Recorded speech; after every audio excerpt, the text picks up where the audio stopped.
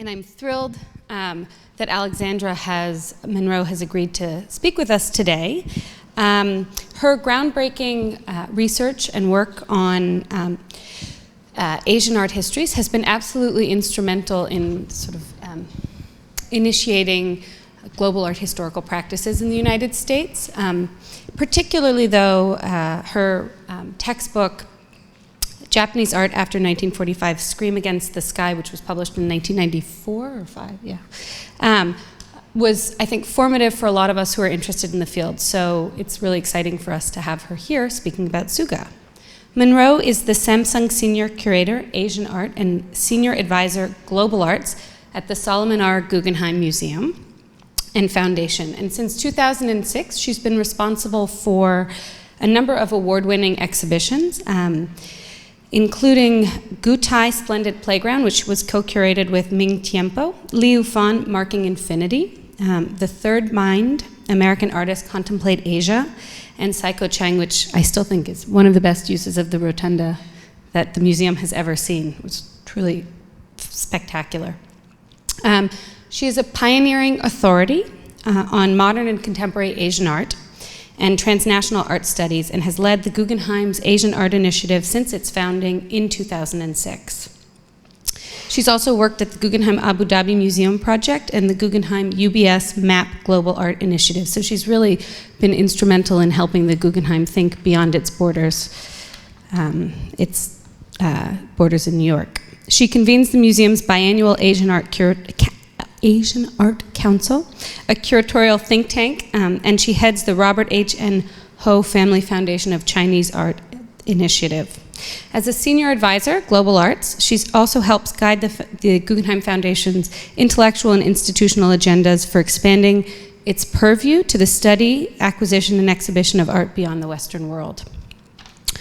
Her exhibition and scholarships have been recognized by numerous important peer associations, such as the Association of American Art Museums, the International Art Critics Association, the College Art Association, and the Association of American Art Museum Curators, among many others. In 2008, the Third Mind exhibition received the Chairman's Special Award from the National Endowment of the Humanities, an organization we hope will be able to continue giving out such awards in the future. Munroe was raised in Japan and is the former vice president of the Japan Society in New York, former director of its museum, and she holds a BA from Sophia University in Tokyo and an MA from the Institute of Fine Arts, as well as a PhD in history from NYU, where her research was in modern East Asian and intellectual history. So with that, I join you and I welcome Alexandra Munroe, and please join me in welcoming her. Thank you. Thank you, Alexis, for that most generous introduction. And thank you for recognizing the exhibition and catalog and textbook, Japanese Art After 1945, Scream Against the Sky. And I'm so honored that my partner in that project, Reiko Tomi, who is an extraordinary researcher, art historian, and deep theoretical thinker in this field, is here with me today, and I hope that we can honor her and her amazing new book, Radicalism in the Wilderness, which is looking at Japanese art of the 1960s in very much a global context that will be very relevant to discussions today. I'm also thrilled that Janet Koplos is here, who many of you will remember, those of you who are old enough, a few of you are, her book on Japanese sculpture that came out also in the late 90s? 1990. That was really one of the first to introduce monoha as well as other sculptural practices coming out of Japan to English-speaking international audiences. I am not a Kishio Suga scholar. I think very few people are, and that is exactly why this exhibition and Dia's new commitment to Suga is so important. What I'm going to talk about today is Suga in an historical context of the monoha movement, which many of you know about, and to place that movement sort of provocatively in an international global context of its other peer groups that were developing around the same time, most importantly, the broad post-minimalist movements of post-minimalism in America, arte povera, surface, Surface in France, the Joseph Beuys Circle in West Germany, and other international movements that were coming out around the same time.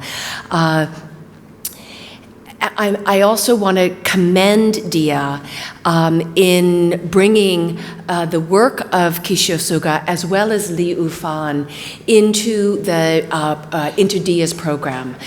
Jessica has announced a commitment to building a collection, in-depth collection of Li Yufan and Kishio Suga, and to bring those artists, hello Dawn, lovely to see you, into the fundamental conversation of minimalism and post-minimalism as represented by the profound collections of Dia. This is really quite remarkable because in art history and the Academy, there is a new need for a model that looks at the intersections, dynamics, large affinities grounded in real history and contact. And interestingly, these models actually exist historically, and they might provide a way for us to reconsider a wider story of post-minimalism and conceptualism as an interactive global phenomenon, not just a Euro-American one. What's really remarkable, and we'll talk more about this later, but the Tokyo Biennial of 1970, curated by Nakahara Yusuke, did not include Kishio Suga, but did include many other artists associated with Munroe, as well as artists who are dear to Dia's mission, drawn from American and European, again, post-minimalist practices.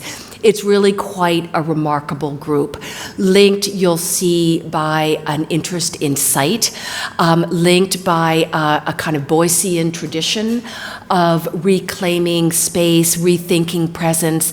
But what I'm really going to be talking about today is what truly links all these artists is a profound skepticism of modernism, a profound skepticism of received and established and fixed meanings of modernism as put forth by the Enlightenment project and carried on well into the post-war period with certain claims of American abstract expressionism and its triumphalism. And around the late 50s and early 60s, we begin to see a disruption of those systems, and it happens philosophically through the works of Derrida, of the works of Foucault. There goes my voice. Uh-oh. I am going to have a Ricola. God, I hope I get through this. And also, of course, even through the works of someone like Umberto Eco, there is a broad questioning, a broad doubt of modernism. And I'm going to be arguing today that the Munroe arrives in part deeply from this space of skepticism, but from a different angle than those operating in Europe and America. In Europe and America, certainly arte povera is still reeling from the post-war Holocaust, reeling from the dissolution of Europe and the European state, something that sounds familiar to us today. But it is still grounded, as we will argue, in a kind of, it's post-human, but in that it's post-human, it's still very deeply humanist and still deeply mourning that European humanist project. And I think in America, this move for material, as we see with the minimalists, as an absolute factor, as an absolute indicator, an absolute indices, if you will, of a state of material, of a state of presence, is once again sort of absolutist. it's taking the artist out, it's taking the authorial presence out, it's taking that heroic, abstract expressionist, modernist self out of the picture, but it is still placing man as the conveyor and the vehicle of those materials. And what we'll see with Monoha is it really puts man and material, nature and operation, incident and causality on a kind of equal playing field. And I think Suga is possibly the most poetic exemplar of that move. Another really important historic event that happened around that time is the Guggenheim International, which had been founded in the mid-1950s and was going strong until the early 70s, when a whole different set of geopolitical events came to the fore, and these international aspirational experiments that were very much headed by Edward Fry came to an end. Again, Suga was not included in this Guggenheim International, but other Monoha artists were. And many of the same artists who were in the Tokyo Biennial of 1970 were also here, including Daniel Buren,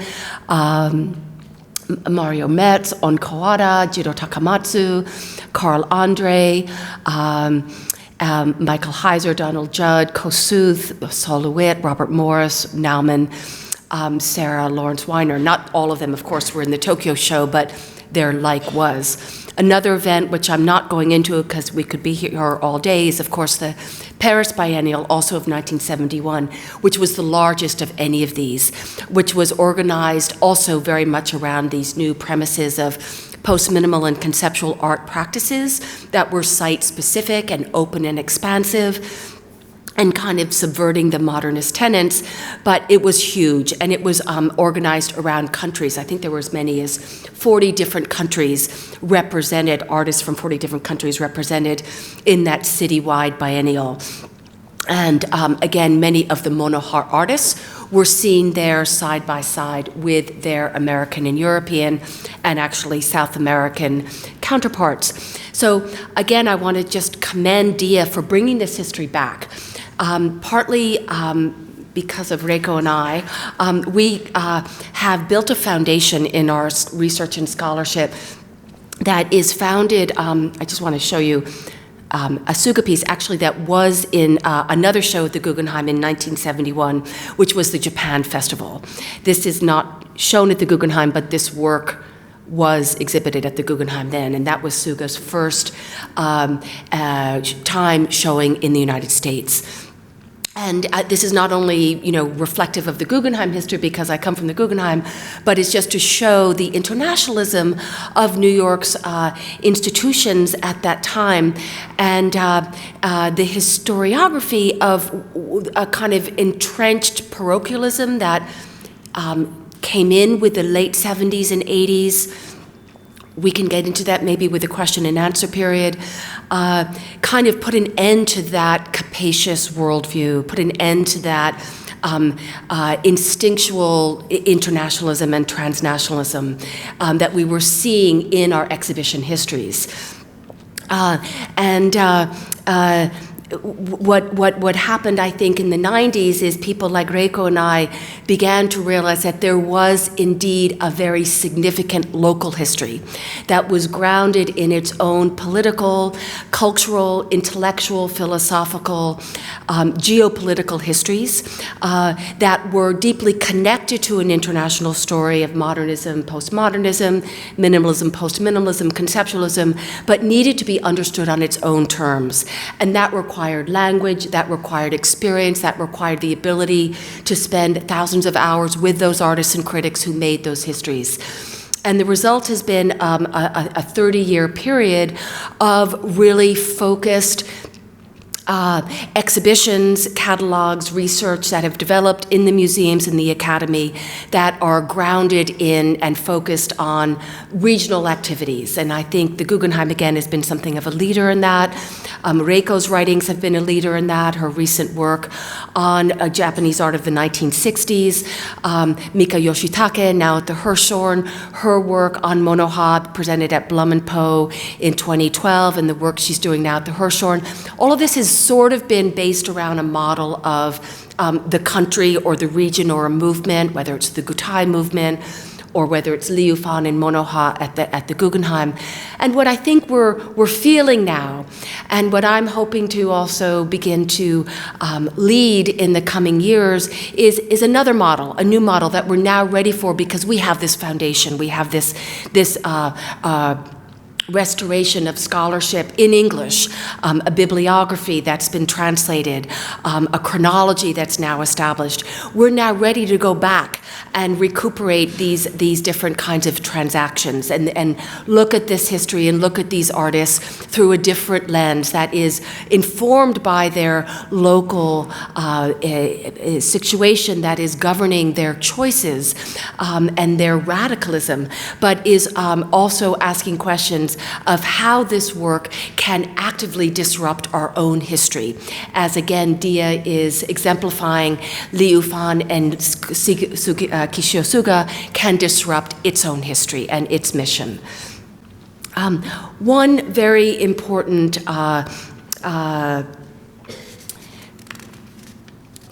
very important shared history that these movements of the 1960s and early 70s share is that of revolution.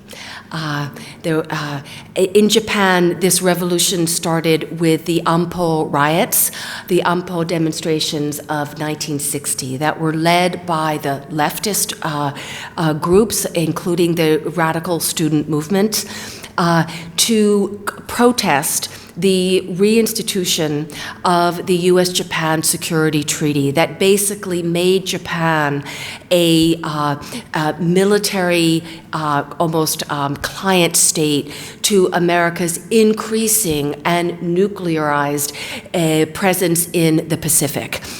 This was a little bit before the rise of the tensions in Southeast Asia, but by 1968, these tensions around an anti-war, specifically the anti-Vietnam War movement, becomes front and center and becomes one of the key reasons for the complete breakdown of the university systems in Japan in 1968 and 1969, when the majority of colleges and universities across Japan are locked down and closed down.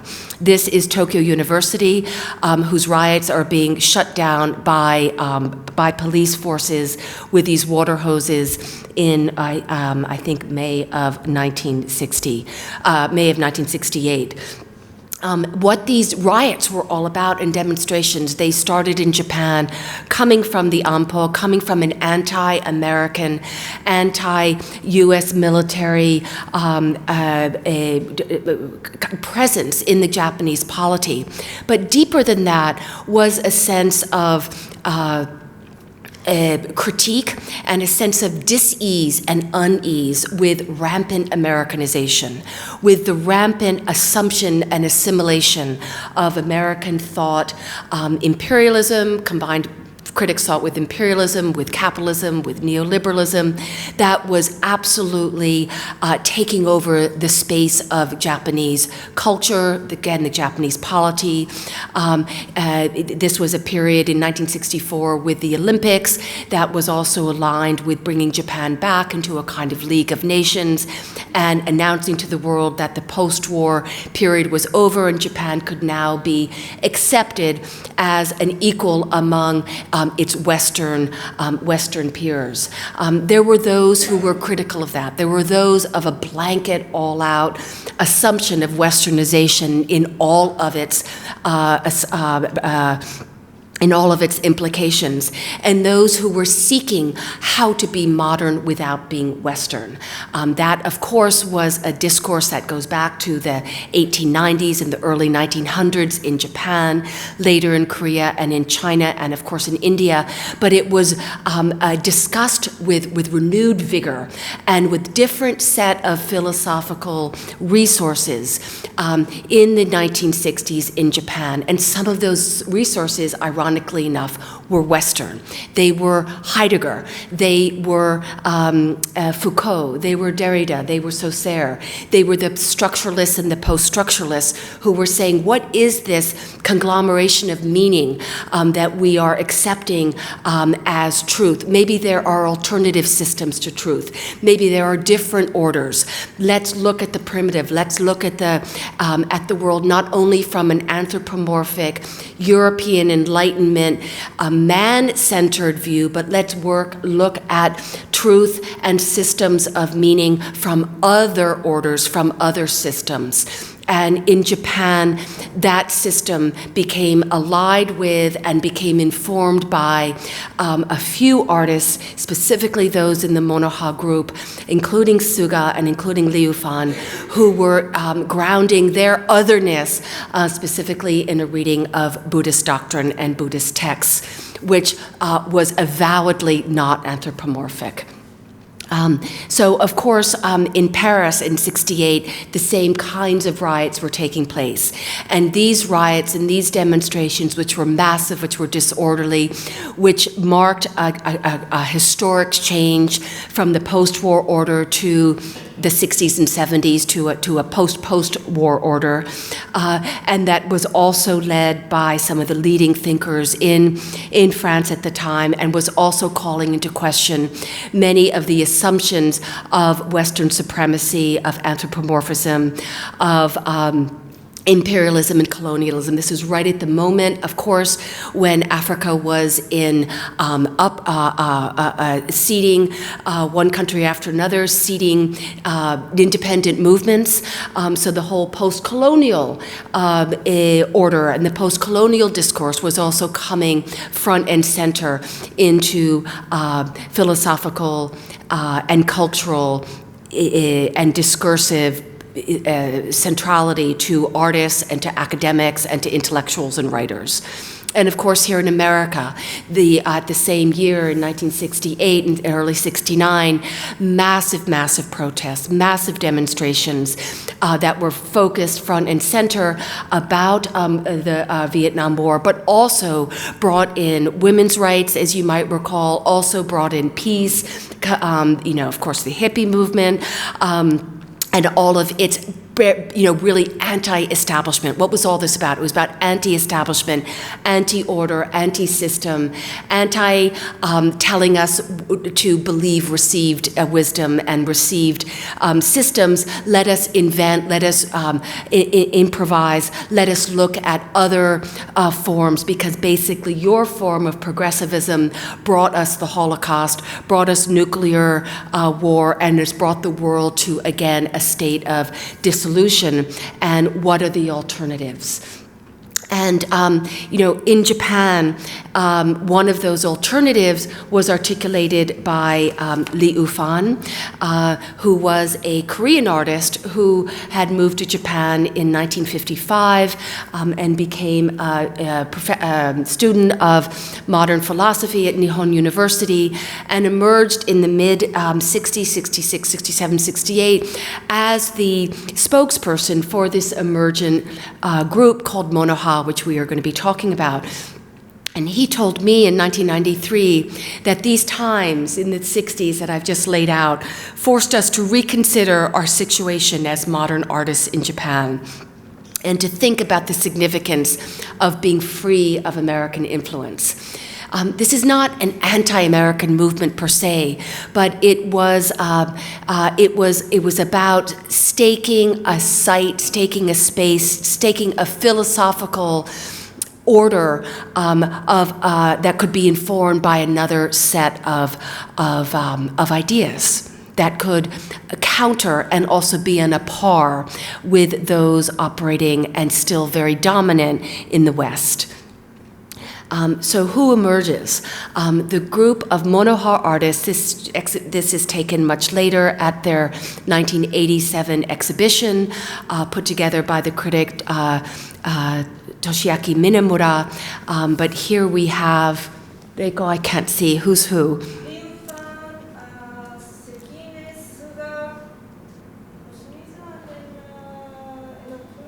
Yeah.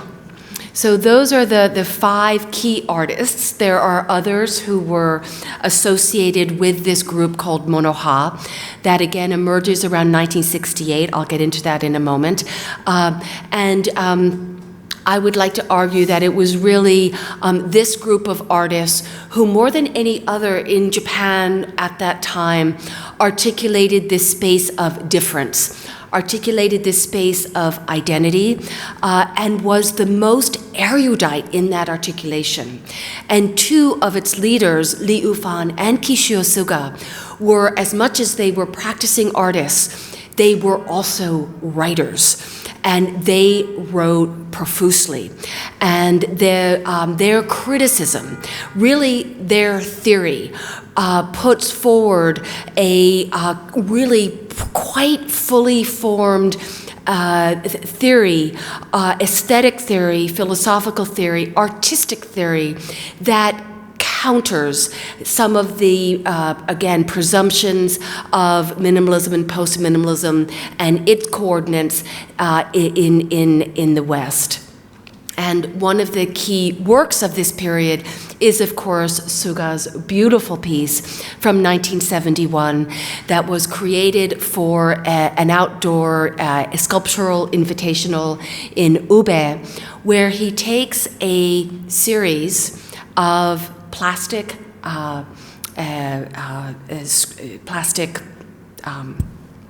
planks, places rocks on top of them, and sets them free on the Biwako Lake? Ube Lake up near Tokyo, thank you. See why I can't live without her. And here you have basically a structure of minimalism, right? It's sort of a Carl Andre, you might think. It's prefabricated industrial material, this plastic, it's man-made. And yet that seriality, that order, is completely subverted by nature. It's subverted at first by the rocks, which are found in nature and placed at intervals, still somewhat regular intervals in a reference to minimalism, but by setting this serial, minimalist, sculptural order into the water, where it floats according to laws that are well outside a gallery confine, where it floats to laws well outside the control of man. This is a profound and triumphant assault and affront to the minimalism that was the dominant language of the day. We can also compare this moment, of course, to Serra. These artists that we're talking about that arose around Monoha were deeply informed of what was going on internationally. Critics were going back and forth. Art Forum was back and forth. The critics of Bijutsu Techo that came out monthly in Japan were based here in New York, like Yasunao Tone and others, who were reporting at a high level of critical sophistication on the exhibitions and on the movements and again on the discourse that were evolving here in New York and of course in Paris as well.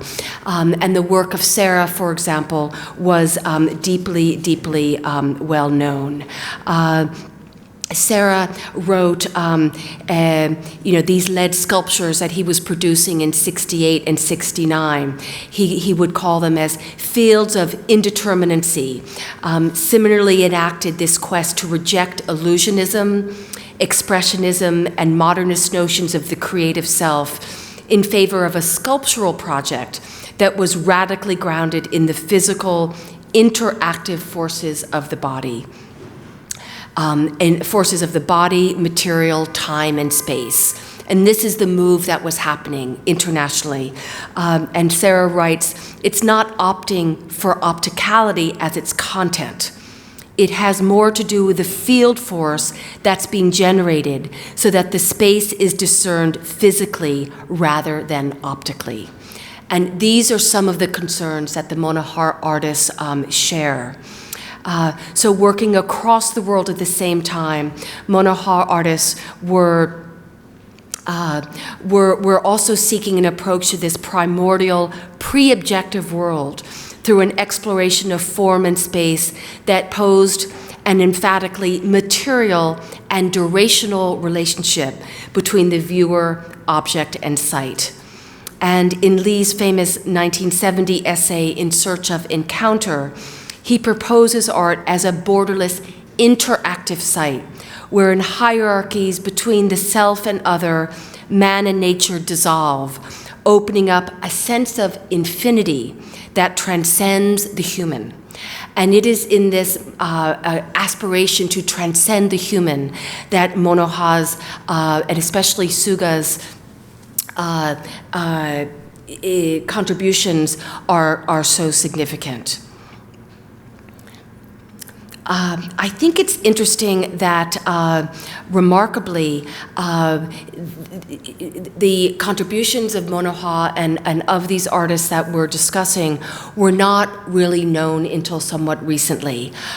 We presented these artists in Scream Against the Sky in 1994 and in the attendant book, but they were not really seriously picked up beyond a few students in the academy, Mika Yoshitake being one of them, Ming Tianpo being another, until about 2010 or 2011.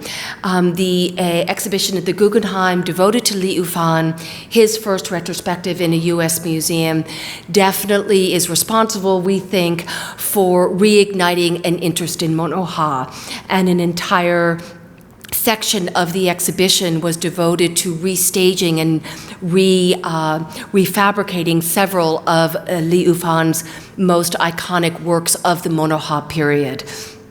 And another very important exhibition that occurred in 2012 was, of course, the Monoha show Requiem for the Sun, curated by Mika Yoshitake at Blum & Poe in Los Angeles, that also was published with a major exhibition catalog that, again, has become a new source in English on the writings and particular practices of this group of 7 or 8 artists.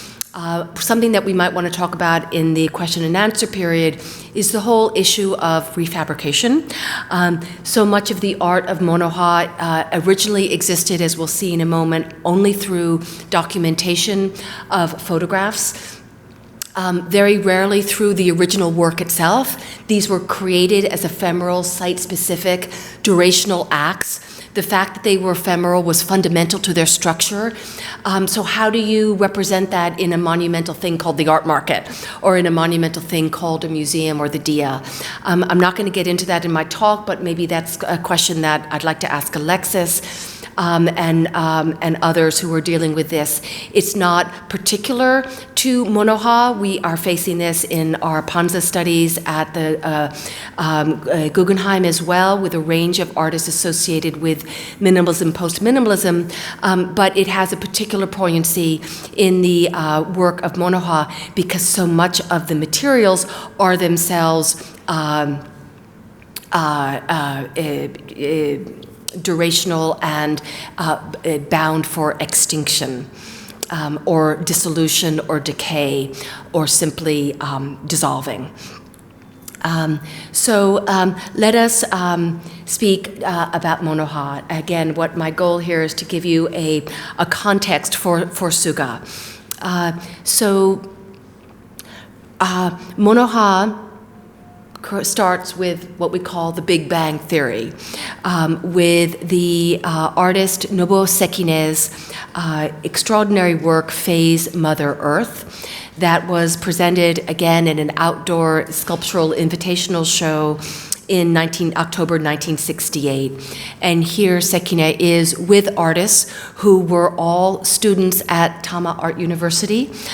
This group comes directly out of an art school, Tama, with the exception of Lee, who again is 10 years older.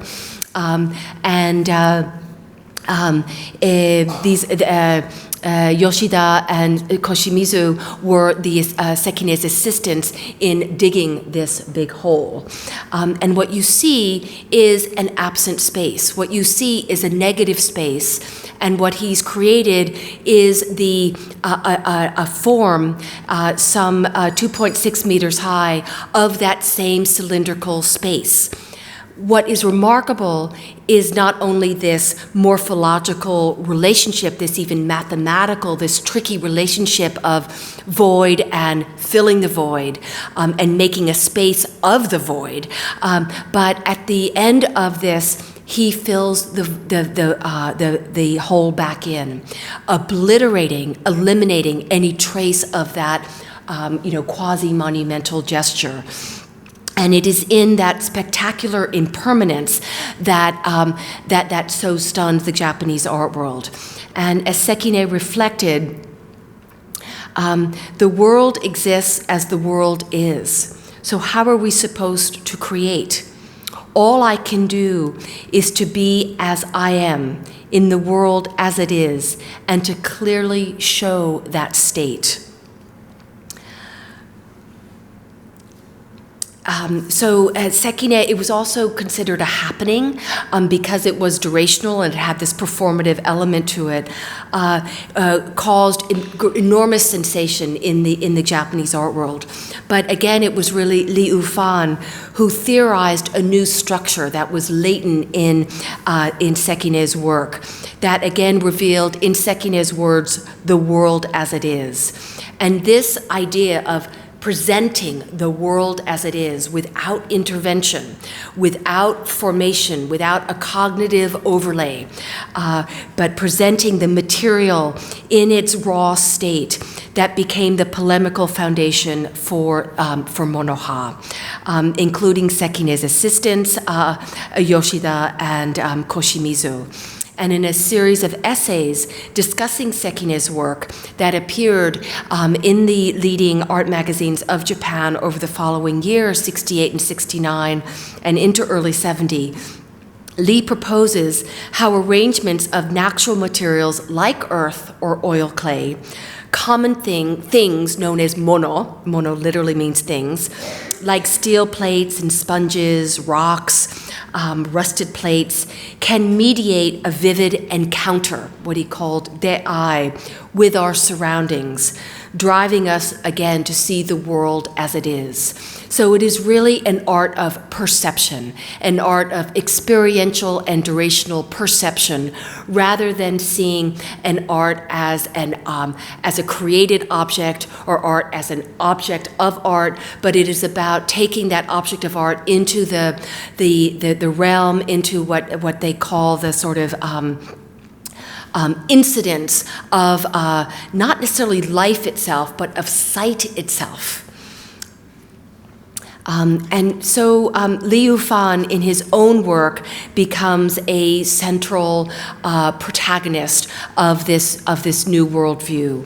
And this is his iconic sculptural installation, Phenomenon and Perception. Of course, even in the title, it is reflecting Heidegger and reflecting and calling forth this call to de-objectify the world, to take subjectivity of man, the centrality of man and man's view out of the picture, and to allow things to be seen in their natural state. Here he's embodying this theory of encounter that would establish him as the critical force behind Monoha. And he broke through the dependence of his contemporaries on visuality to demonstrate in his work the state of reality itself. And he set himself the radical challenge, even though the prosperity of industrial society based on modern technology is beginning to falter, the modernist faith in the illusion of identity has still not been deconstructed. And that, again, this sort of anti-modernist or subverting modernism or coming up with an alternative modernism, these are the the main thrust, the larger aspirational philosophical challenge that the monohar artists, through the lens of Lee and through the thinking that Lee and Suga are putting forth, really hone in on. So here he is stacking a large rock, a pane of glass, and a sheet of rolled steel. Two man-made objects, very industrial and found, and of course one object that's just gathered from the mountains. And in an act of controlled chance, he dropped the rock on the plates, cracking the glass on impact. And while the pane's crazed shadows give the illusion that the steel too is cracked, its surface reflects also reflects the rock's craggy mass. So it's this whole question of what am I looking at? Am I looking at a reflection? Am I looking at cracked glass? Am I looking at cracked steel? So the work presents overall what these artists like to call a situation, a set of relationships between three distinct but common materials and the interactive physical event of their contact. And that contact was mediated and was enacted by the artist, but the effect of it was without the artist's direct control, outside of the artist's direct control. So stripped of context, minimal and bare, each component assumes what the artists like to call a newly vivid state. The specific properties of each material are enhanced by means of contrast between the transparent and opaque, the fragile and the dense qualities of glass and steel, and between the industrial and the natural. And it was these contrasts, these contingencies, that the artist said each brought out the substance, the natural and whole and individual substance of that material. And that was enough for us to encounter the substancehood of that material by means of this contrast, by means of this action, by means of this shock that would identify the natural properties of each material. That in itself could stand for art. And what was art? Art was not an object again. Art was an experience. Art was a means of enlivening the mind, of becoming more alert to our present. And by becoming more alert to our present, we could shake, again, these systems and these orders of meaning and evaluation that were so compromising the definition of existence in the 1960s and 1970s, and from which artists wanted so desperately to be free. One of my favorite works of Lee's, which I think is also positing this fundamental issue of modernism, is this work. Which takes this word relatum, which becomes the title that he brings to many of his works. This is a work from 1969 where he places rocks on a rubber tape that he has marked with the metric system. But it's rubber. So when the rocks go on it, a centimeter might actually become 5 centimeters because it's stretched. So what does that do? It questions and subverts and makes ridiculous the whole system of measurement itself that has been man-made, and basically saying all measurement is contingent on the forces around it. And in this case, the natural weight of a bunch of rocks on a gallery floor is going to change your perception and actually change the actual what you think is the measurement of that of an order. Again, an anthropomorphic Western system that is applied to the universe. And this is another work that the Guggenheim gladly owns, a gift from the artist after our exhibition, that is taking a simple cloth. This work, by the way, was shown in the Paris Biennial of 1971. A simple cloth. You think that it's square. You think that this is just some industrial sheet that looks like every other thousands of industrial sheet. But by placing this natural rock on this industrial cut sheet, it completely turns it into something else. It changes its dimension, it changes its materiality, it becomes three-dimensional, it becomes everything other than a cloth, and at the same time reveals everything about that cloth that you wouldn't have thought of had you seen it in its normal condition. So all of these are about subverting systems, subverting our assumptions through these gentle, poetic, subversive interventions in space, in sights, through a minimal use of contrasting materials. This is another work also in Paris where the artist Liu Fan went to live, placed outside. Another thing I want us to start thinking about as we approach a discussion of Sekine's work is this whole idea of sight and this whole idea of space. And what Sekine will talk a lot about is this idea of boundary.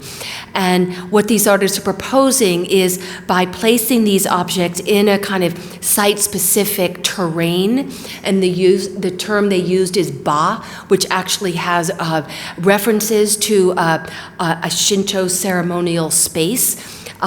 In nature, the artists are assuming that our passing through, our journey through, our interaction, our approach into this space, and the way that our body's relationship to these works is both changing us and changing the view of those works simultaneously, that is also a radical proposal, because it is no longer a monument that you see from a single viewpoint. It is no longer even a Picasso sculpture that you see in a gallery or museum on a pedestal from a single site. It is not even, you're not even seeing it from 3 dimensions, you're seeing it from 5 dimensions, because you're seeing it in time and in space. And it's by bringing that phenomenological aspect of the viewer into the completion of the work of art that Monoha makes one of its most radical claims. That is taking art out of, again, the art as art, art object as art object, and into an experiential, incidental, durational experience. Another artist, Susumu Koshimizu, who took this giant granite and cracked it, and that is the work. And another artist we love dearly who was associated with Monoha is Tatsuo Kawaguchi.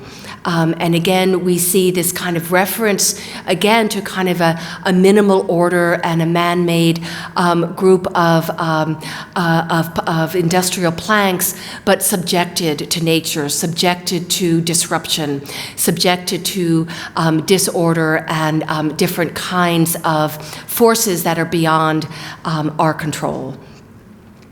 And Katsuro Yoshida, again, this idea of contrasting man-made and industrial forms to bring out the substance and the presence and the vividness of each, in this case cotton and rolled steel. And now this brings us to Suga. And I think I'll spend about 10 minutes on this, and then we'll open it up. But I'm hoping that this gives you some context of where Suga comes from. So he is born in 1944, like many of the other artists in Monoha, right before the end of World War II. And comes of age in the the era of post-war Japan that is rampant with Americanization under very heavy American influence. He studies at Tama Art University with the pioneering avant-garde painter Yoshishige Saito, who was himself a great a theorist and also student of Russian suprematism and later of certain Dadaist practices, and taught the importance, again, to these artists of the importance of being modern but not Western, and taught the artists as both a painter and sculptor how to look to elements latent in Japanese culture and latent in Japanese philosophical discourse and poetry of what ideas like interdependence, ideas of materialism, and ideas of time, and ideas of how art can be completed in the mind of the viewer, how some of these ideas could be critical to posing an alternative to simply what all the artists were so afraid of doing, slavishly imitating models of Western art that were still so dominant in the magazines, in the international exhibitions of the day. So what does Suga do? He creates installations and sculptures using unprocessed materials: wood, metal, stones, rope, concrete, wax, and plastic sheets. He creates these works by arranging these materials in a set of reliant, contingent relationships, what he calls situation. This work he proposed, I think he proposed it to the Paris Biennial, and they said, no, it's too dangerous, we can't show it.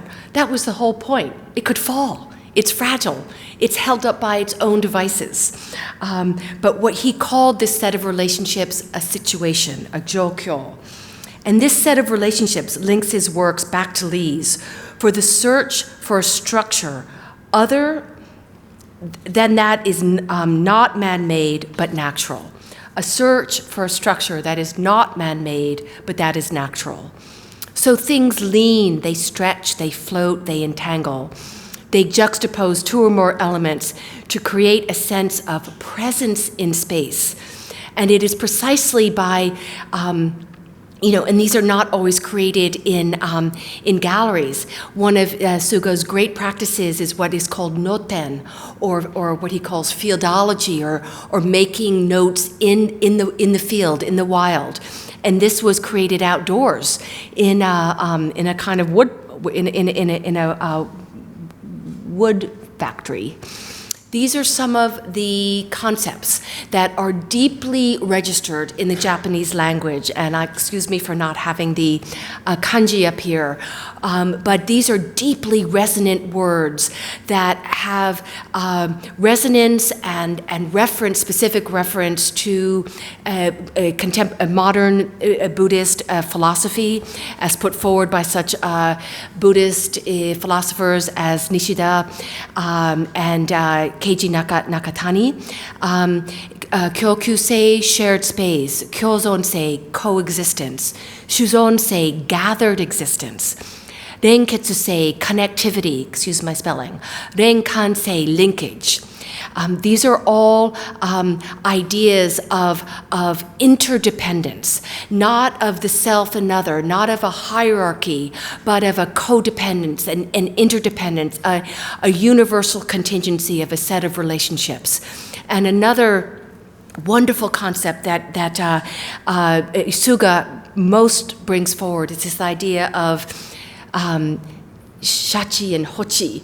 Shochi and hochi, sorry, my spelling, which is to leave, to release, and to abandon. Very Keijian, Dawn, very Keijian. But what can we do to just kind of leave things in their state and let them, in the case of paraffin wax, melt and deteriorate and crumble and just be what they are over time. And Suga used this language that I've just showed you in his titles, and of course in many of the essays that I told you about that were so critical also to his practice. But a lot of these titles are embedded in the titles of the work and invite this whole other conceptual layer to our appreciation and interactive with them. Things are being randomly scattered inside a spatial frame. They're unfettered. It's a frameless state where things are left. And I think what's also very critical in all of this is his idea of resisting art. They really went out, they said a lot, we are resisting art, we're resisting art objects. We're trying to retain characteristics of things in themselves. resisting the conceptualization of artwork. And by the way, that was also, I think, they were also at the time very resistant to pop art and resistant to objecthood and resistant to a rising marketplace that was reaching Japan at this time as well.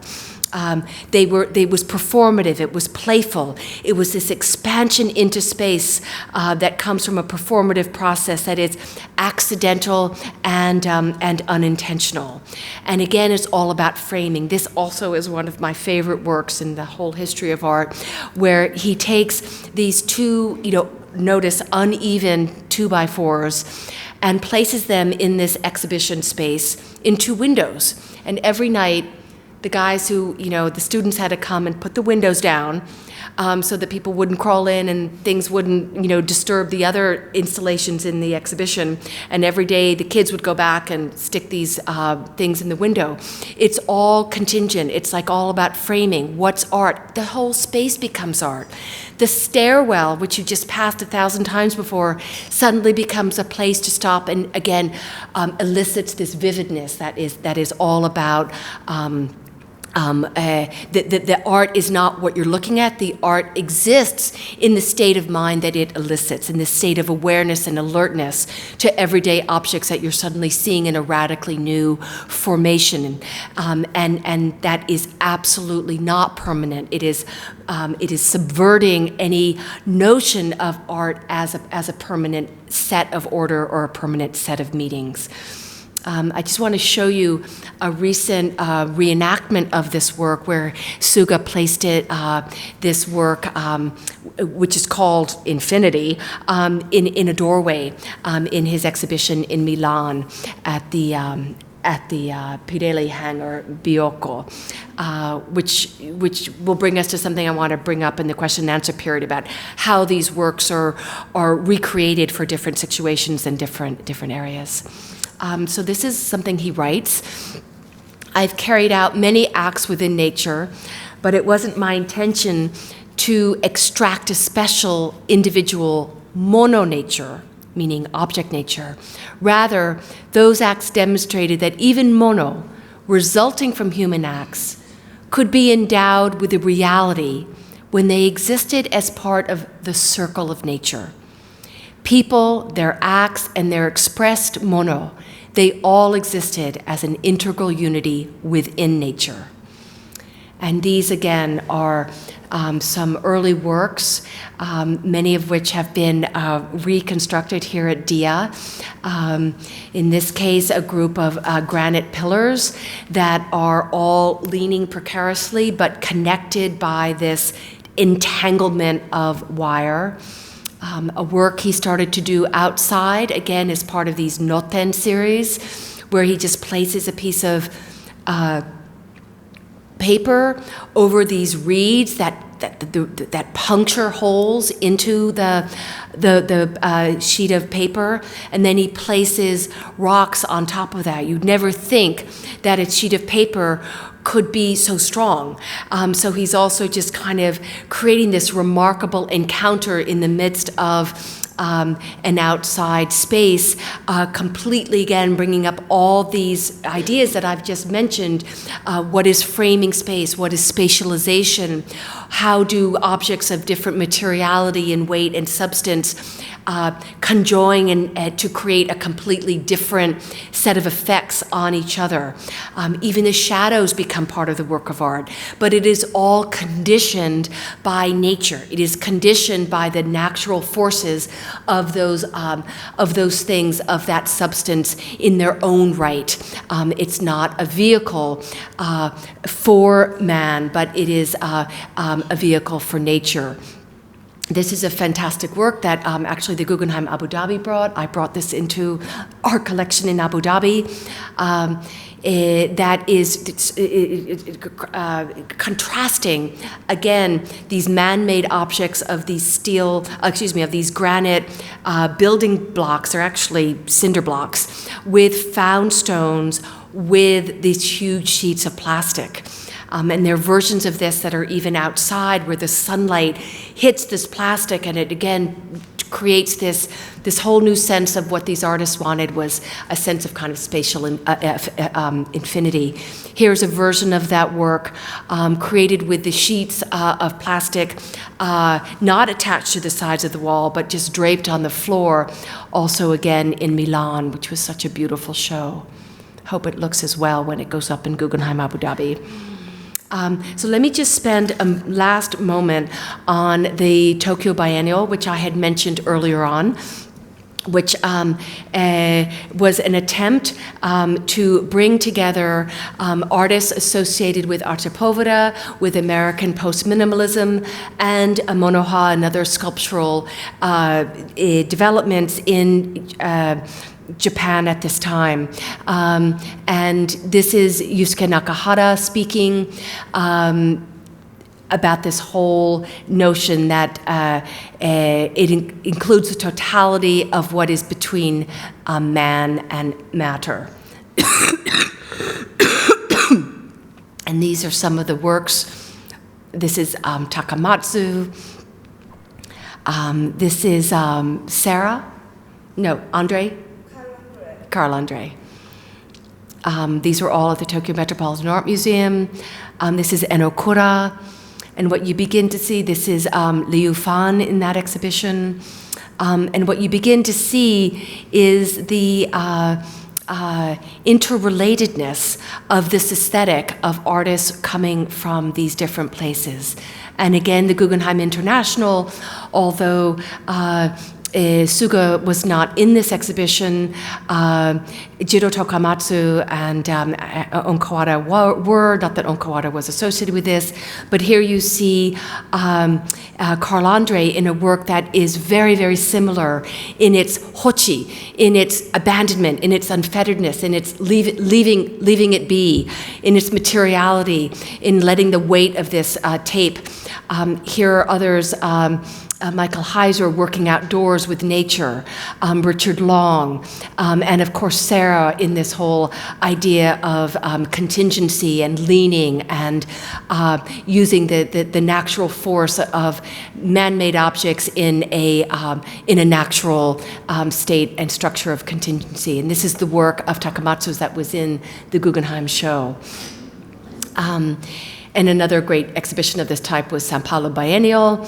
And then I just want to leave with these beautiful works that were, again, in Milan, a reconstruction, again, of an earlier work of 72, and the beautiful piece downstairs. So, thank you.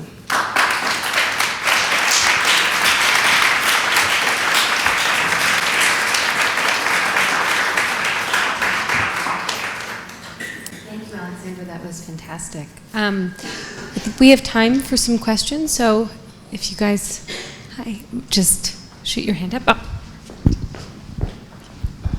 Hi, Alexandra. Yes, Dove Bradshaw. I was thinking that these Japanese or Asian artists were separating themselves from what was going on here, but of course I'm an advocate of William Anastasi, but he was born 10 years earlier and had introduced much of that kind of thinking already in New York in the early 60s, to most of them 5-7 years earlier than these works. For instance, his father was a bricklayer, didn't go beyond the 4th grade. He worked on the line himself, laying bricks. So he was beginning with using materials, industrial materials, and bringing them into the art world, and using the word site.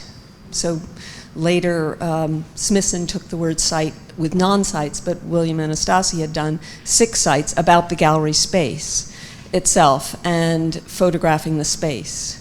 With images of the paintings on the walls, and using a prop, for instance, taking a 4x4x8 beam and propping it, or taking a sheet of metal and pouring water on it, introducing nature in 1963 with Sink. So there are just many examples of those kind of materials, mixing natural materials with man-made materials and industrial materials.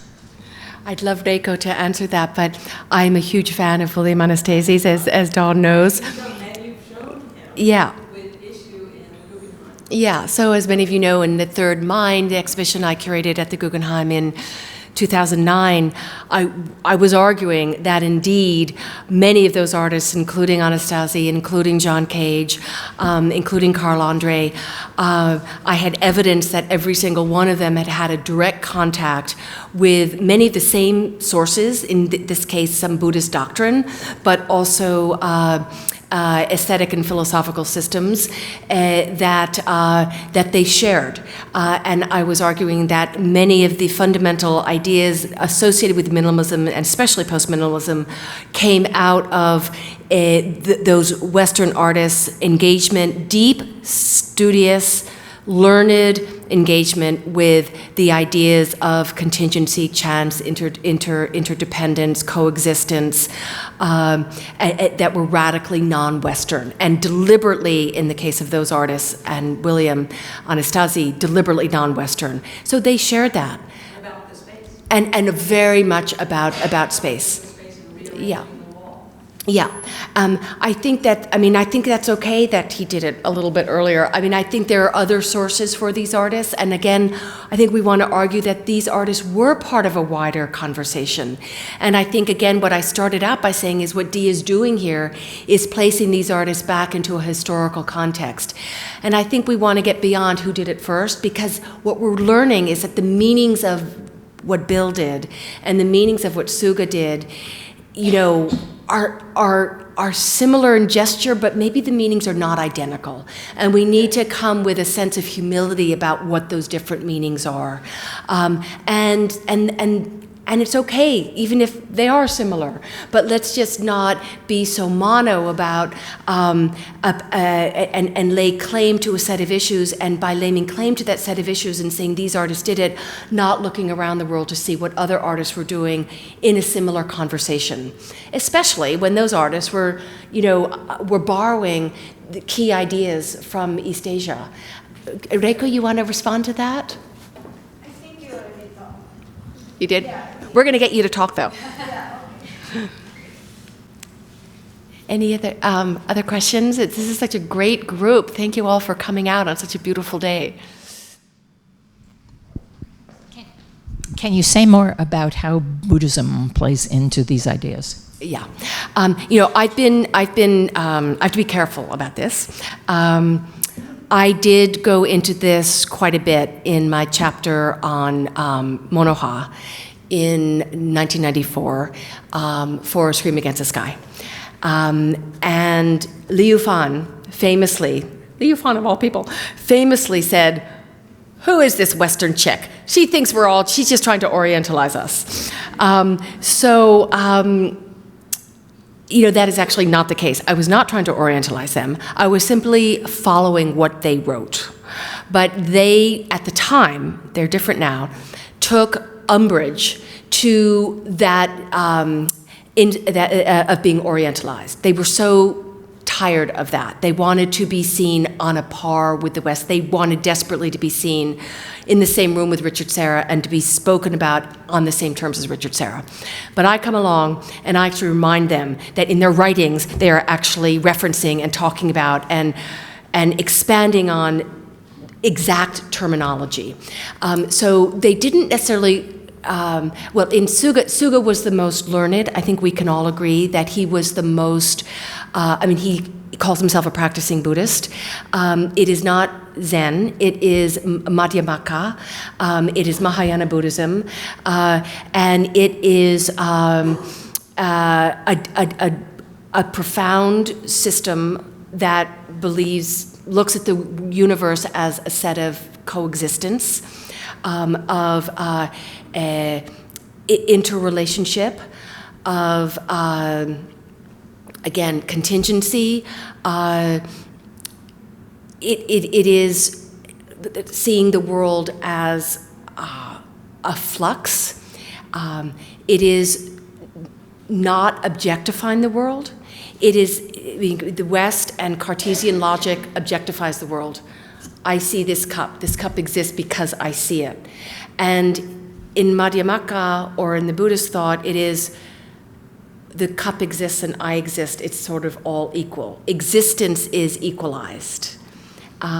This cup does not exist because I say it exists. This cup exists because it's paper, and paper exists. And it de-emphasizes human consciousness as the meaning maker of the world. And it takes human consciousness as a state of existence that is equal to the state of existence of a rock, or equal to the state of existence of running water. And so it is, I think, what Suga took from it, and what he talks about a lot, is nature. So, I mean, nature is again a Western concept practically, but by nature I'm not talking about tweeting birds and clouds. I'm talking about the cosmos. I'd say cosmos is a better interpretation than nature. So it is the consciousness. It's chi. It's chi. A universal energy force that is equal, that equalizes all of us, and that so appealed in this postmodern period, because it's basically what Saussure and everyone else was saying is, man didn't make it all. This meaning structure is all meaning structure. It's all signified and signifiers. I mean, it just because we say it's true does not mean it's true. And that led to the whole postmodern critique of Western systems of thought as the superior and only hierarchical hegemonic truth. So these ideas were being summoned as part of a wider critique that started as a modernist critique, but then was deliberately fed by references to Buddhist doctrine. And I think in his case, I do think everyone would agree that he, as a practicing Buddhist, is the most there. For Lee, it's still very intellectual. It's a very intellectual approach. Would you agree, Reiko? So I think what is important is the a separation of Zen Buddhism as seen worldwide in the post-war period, and then the kind of Buddhism Japanese artists of the 60s and 70s might have seen.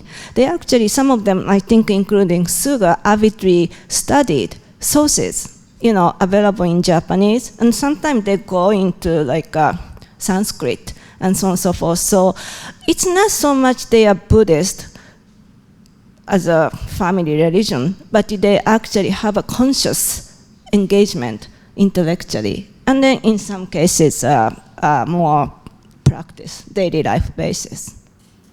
I also remember writing, the 1972 was when Japan normalized its ties with China, and that prompted a broad cultural, quite popular culture rediscovery of Japan's relationship with Asia, which had been completely silenced after the war because of Japan's atrocities in Asia during World War II.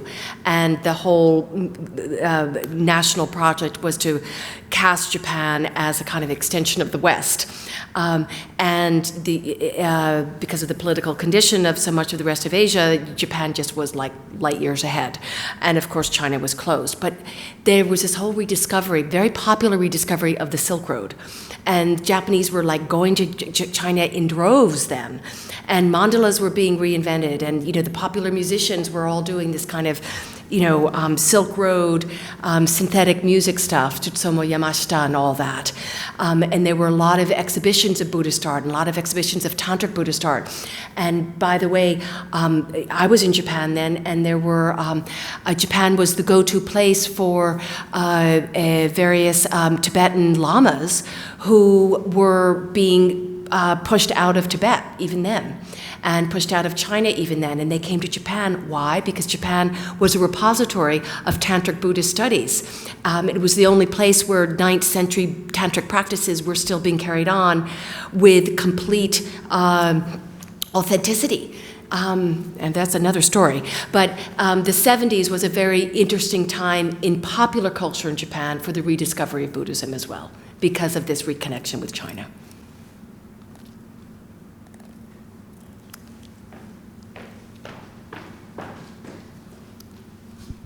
Thank you so much for this profound talk, so rich in formal analysis. I was so impressed. Thank you so much.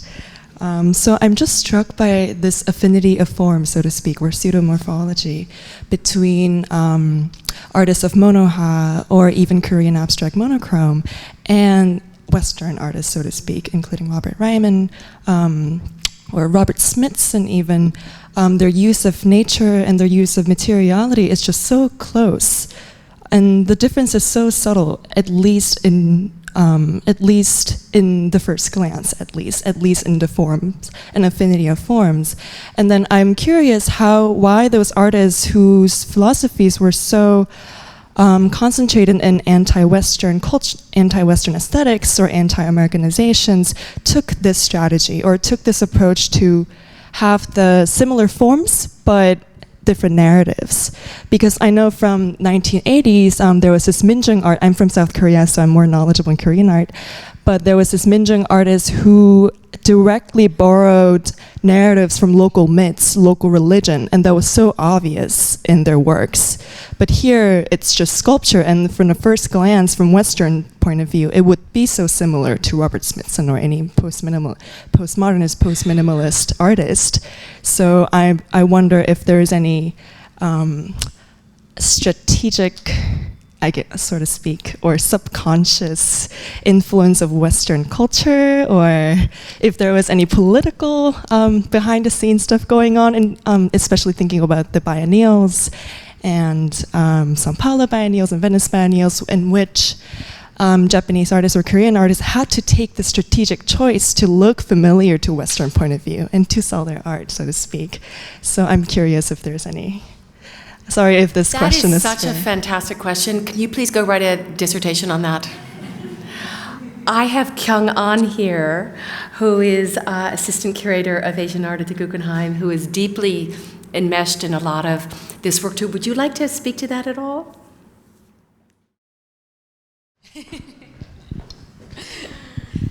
Hi. I think that's a great question, and a lot of things that Alexandra kind of put forward at the beginning of her talk about placing this in context. That's kind of where I'm coming from when we look at Korean artists in the 60s and 70s, especially in the 70s when Paris Biennial is happening, Sao Paulo. These are platforms that allow these artists to actually go abroad rather than just seeing works in reproduction. But also, I think you have to remember they're kind of coming from their own context. Monochrome, for instance, a lot of people think, oh, these artists are looking at nature, and they're going back to their local kind of Korean papers. But actually, they are coming from, responding to the current, political situation under dictatorship back then, under President Park Chung-hee. Artists right before then in the 60s were, actually working a lot with materials, industrial materials. And Liu Fan, who was actually very close to these Korean artists, said, why were they working in the 60s with all these works on the floor, and then now suddenly they're going back to painting? So they're, moving like mediums too. So it's not just about finding these local sources and then using that strategically. They're really responding to their own conditions of being and trying to understand what it means, in Korea anyway, to work and live under dictatorship, where the idea of fine art came through Japan, at the beginning of the 20th century. There's industrialization happening, the middle class is rising. How do we respond to that? So there are, I think, lots of sets of conditions that allow this to happen, and it's not just a strategic kind of way of positioning yourself, but yeah. I think there's also, just in the context of you mentioning Smithson, who is interesting here because Suga himself wrote a very long article about Robert Smithson's non-sites in 1969, so very much aware of the practice. The artists that we associate with post-minimalism in the United States are also deeply critical of modernism and modernity as a project, and are thinking about ways that they can subvert and undermine kind of ideas of absolutism. So Smithson's whole non-site project, I think, resonated. I think the ideas, one way to think about this is these ideas resonated across borders, which is why you find this shared aesthetic that is about the sort of dissolution of the, dare I say, specific object across different regions of the world. As you were saying before, you have Arte Povera in Italy, you have Surport Surface in France, you have all of these movements that are equally concerned with building new systems, developing new systems of thought, and reconsidering ideas of cognition and perception. So you have these similarities naturally because there's a sort of global interest. And then you have the particularities of each site because everything happens in its own context.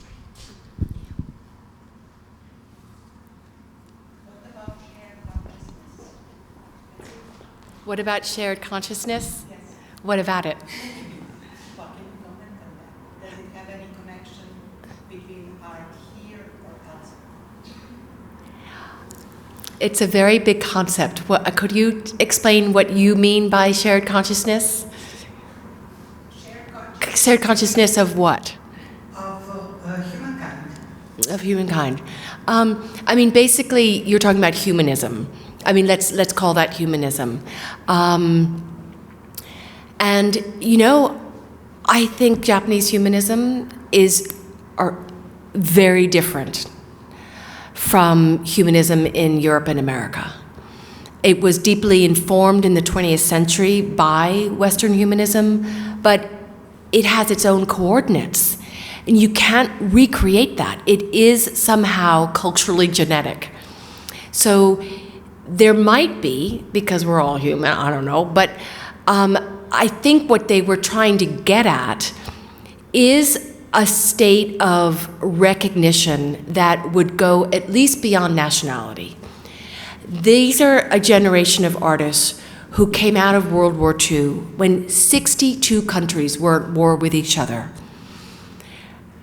And, 52 million, what is the number in World War II? 52 million people died. I mean, we mourn now one strike in Syria. That we cannot fathom World War II, what was on your newspaper every single day.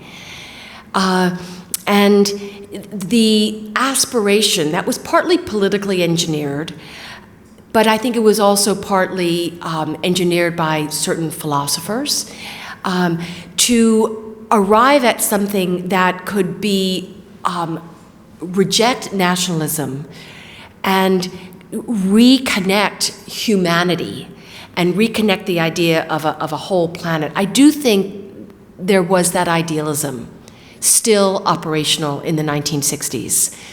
After being physically and having so much evidence of the experiment of humanity and the experiment of progress and modernity so spectacularly failed. So if you can all go, whether you're a 6-year-old or whether you're from Uganda or whether you're in a wheelchair and you're 90 or whether you're Japanese or you're French, and you can look at this and feel what they call the vividness of this situation, that might be shared consciousness. I don't know if that was their aspiration or their intent. I don't know of any writing where they were saying they wanted to intend that, but they certainly wanted to strip people of their identity to get back to something very basic and again, this state of raw, without cognition, precognition. There was an aspiration to get to precognition, pre-modern state of again, what Lee calls encounter. I don't know if it was so ideal. It was never romantic, though. They were never romantic. It was sort of a last ditch, actually.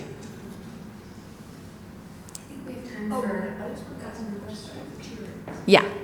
I want to ask a question about the materials. When you recreate a work that no longer exists, what do you choose?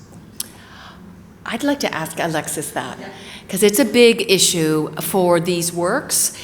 And again, it's not limited, as we know. I'm sure there are many other artists in Dia who are dealing with, whose work exists as an instruction, or it exists only as a photograph, or that particular fluorescent light bulb doesn't exist anymore. Thank you, Dan Flavin.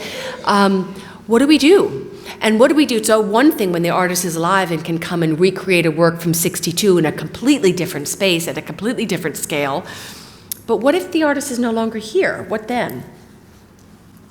It's a question that I don't think we've fully resolved, but we ask ourselves on a near daily basis, because it is a big challenge.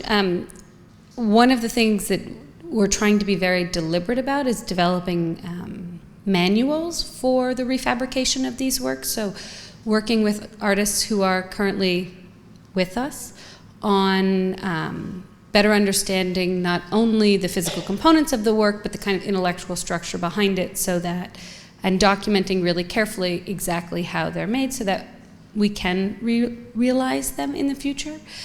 One question we've been struggling with is whether or not, if we acquire a work, we can, after the consultation of the artist and developing one of these manuals, we can install that work in a different site than the one where we've asked the artist to consider to begin with, because these works tend to be site responsive. So for example, with Diagonal Phase, that piece of the two planks of wood that prop each other up, which you can see downstairs in our Suga exhibition, that work gets adjusted. The height of those two planks gets adjusted. Over the years, he's realized it also with different types of wood. So I think for us, the question is, do we set the work, if and when we show it at Beacon with Suga's advice, do we set the work, or can it be reinstalled other places? Can somebody else be responsible for the site responsiveness? And it's not a question that we've been able to answer yet. We also just refabricated with Robert Morris a series of works from 1964 from his Green Gallery exhibition, where again we developed a really detailed manual, and in that case we worked very closely with Bob to determine the location of each of the 7 sculptures that make up this body of work, and that's how we will show them in perpetuity. So they might come down, they might come off view, but they'll be reinstalled, and we can never lend the group of works as a whole. We can lend individual objects as a way of sort of mitigating attempts to recreate an installation as opposed to a single work of art. Thank you. Well, thank you, Alexis. And I think your DiaTalks in New York are off to a good start. I think you need a few more chairs next time. So congratulations to you. This is a new series for those of you who came in a little bit late. It's a new series for Dia here in New York. And I think we all have something new to do on Saturday afternoons. So thank you. Thank you for kicking this off for us. We are so thrilled to have had you here today. Thank you.